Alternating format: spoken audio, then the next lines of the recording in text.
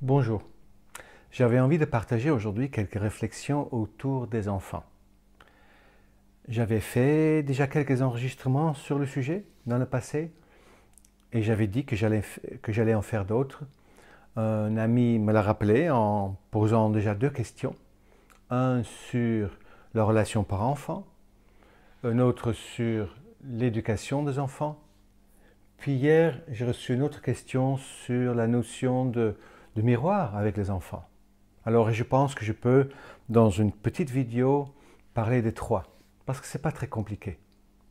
Pour moi, il n'y a pas de différence entre la relation à l'enfant et la relation avec un ami, une amoureuse, un collègue de travail ou n'importe qui d'autre.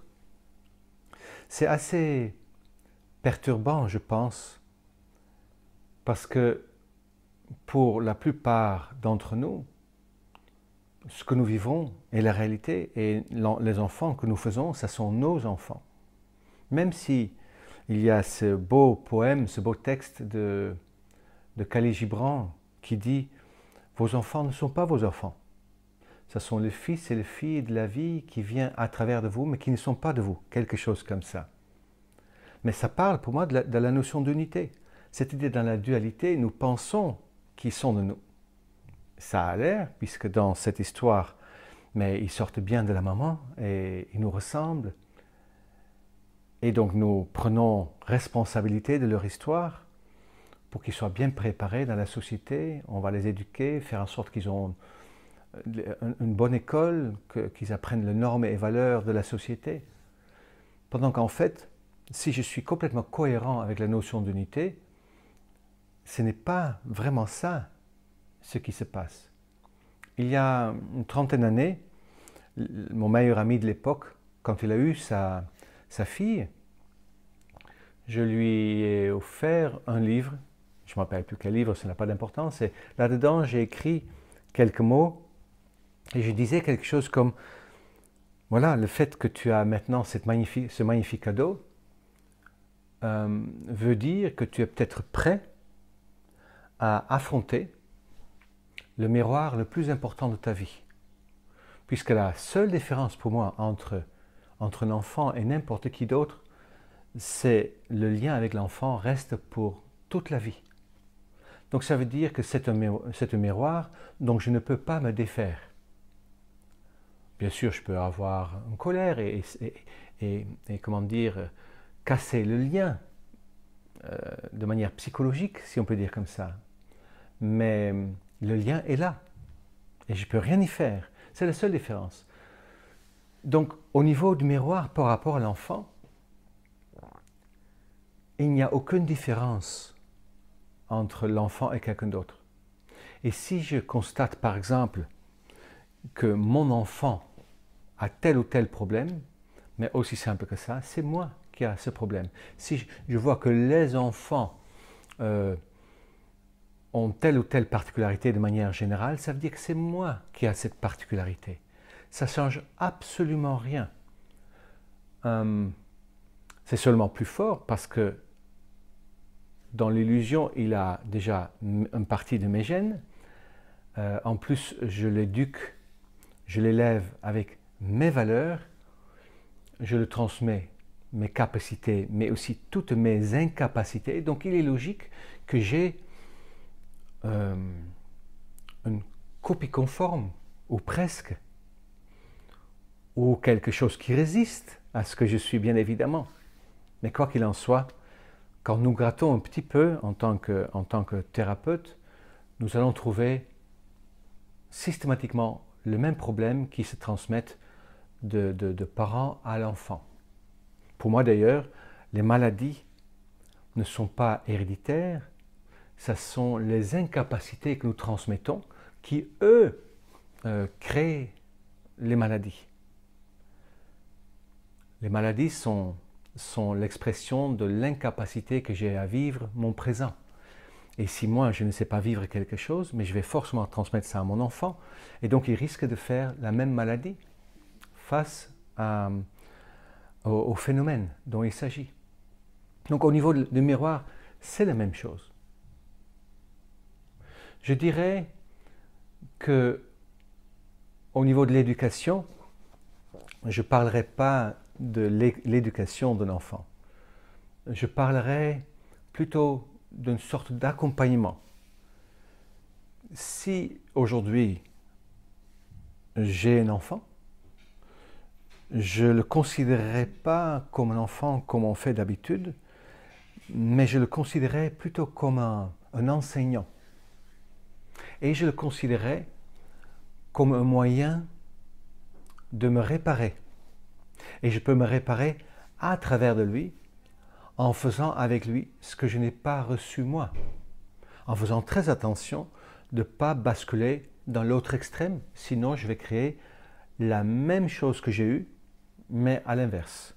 C'est-à-dire que face à l'enfant, comme avec n'importe qui, j'ai le choix de rester dans mes blessures, d'un côté ou d'un autre, ou de sortir de ce balancement et de chercher, mais qu'est-ce que l'amour, qu'est-ce que Dieu, qu'est-ce que l'absence de blessure ferait à ma place. Donc, mon enfant serait quelque part mon maître et le support me permettant de me réparer par rapport à ma propre enfance. Ensuite, il me permet du coup aussi de mettre les pendules à l'heure, de faire les choses plus correctement. Il me permettrait de montrer que nous sommes tous un. Alors, qui fait que si j'ai un enfant, je ne serai pas plus que son accompagnant. Au lieu de l'éduquer ou de l'élever, même si le mot élévation est très beau, je l'aiderai, je l'accompagnerai dans son élan pour qu'il devienne intelligent.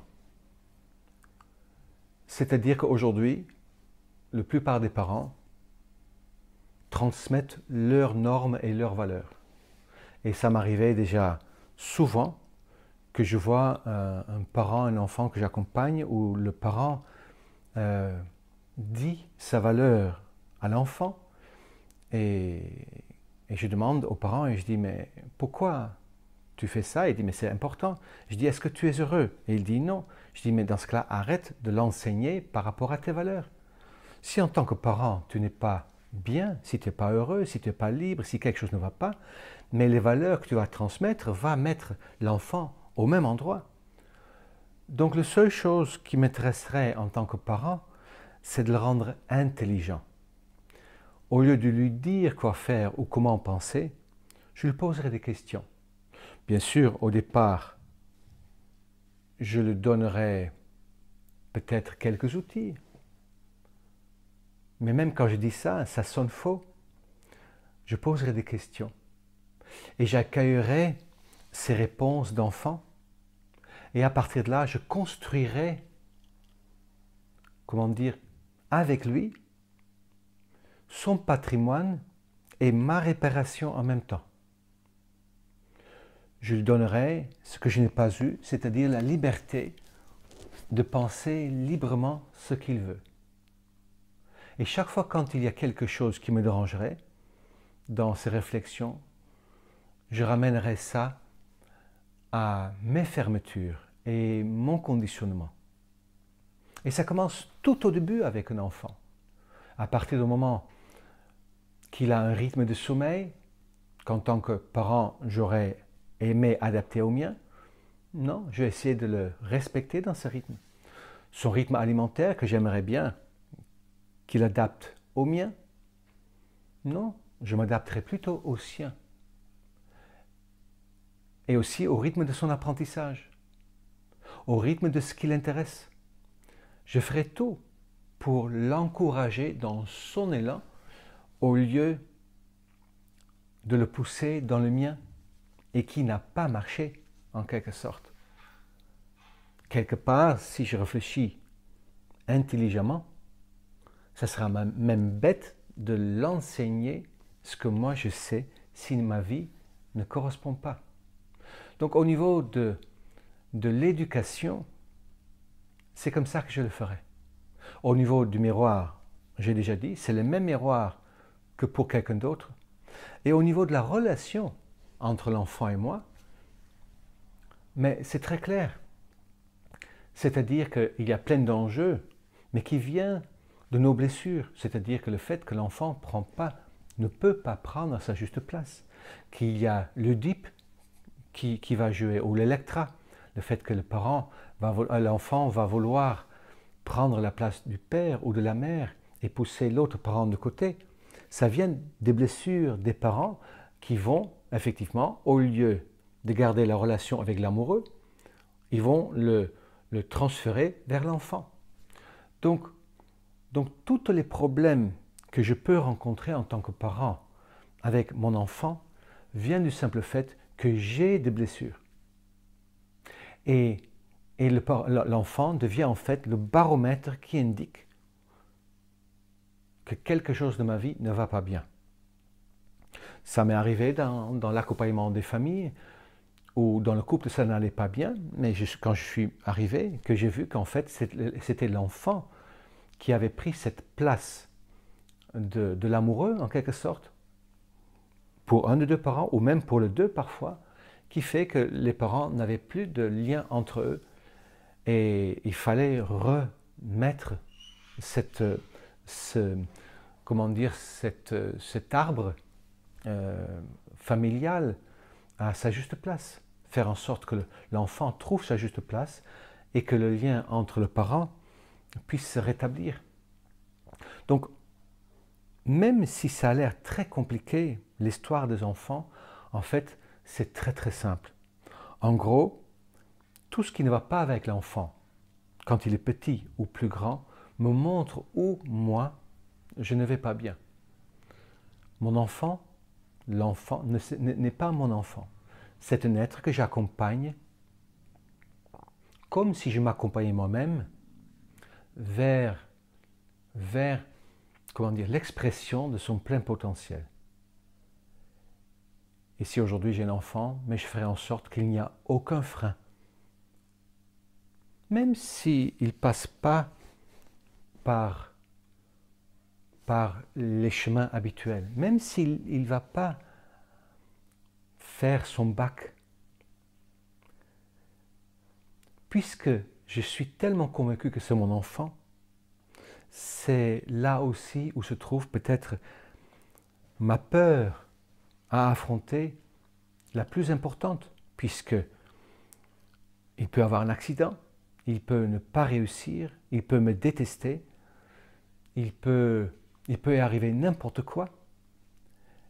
Et en tant que parent blessé, il est normal que je transfère beaucoup de mes problèmes et de mes espoirs sur mon enfant. Pas nécessairement évident de redresser ça. Mais c'est le même chemin de la dualité vers l'unité. Si en tant que parent, je veux que ma relation avec mon enfant soit adéquate, il faut que j'apprenne, que je comprenne que ce que je pense être la réalité par rapport à la dualité n'est pas vraiment la réalité.